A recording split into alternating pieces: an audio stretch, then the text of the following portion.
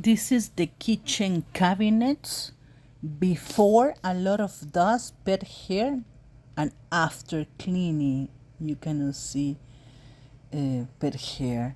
We vacuum everything from top to bottom using the Ecolab cleaning caddy. This is the laundry area before, everything on the floor, a lot of things.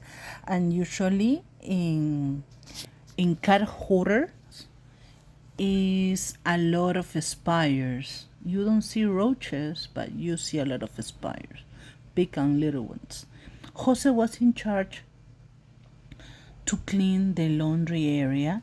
I was the one using electrostatic spraying first to disinfect and wet all the surface. All the doors was really dirty, had some cat urine. So this is the reason why we spray a lot, no mist, a lot of disinfectant everywhere.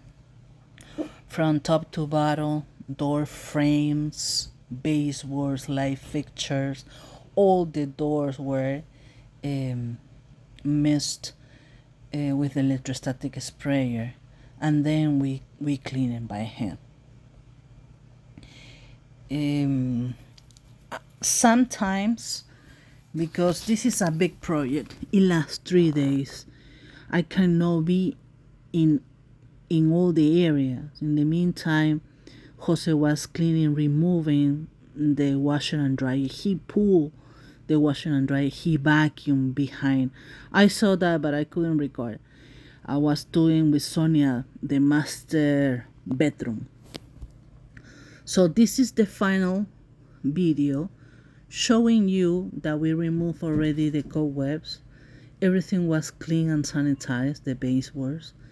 Of course that the owner needs to paint the house, and also the owner needs to remove some baseboards because it was already damaged.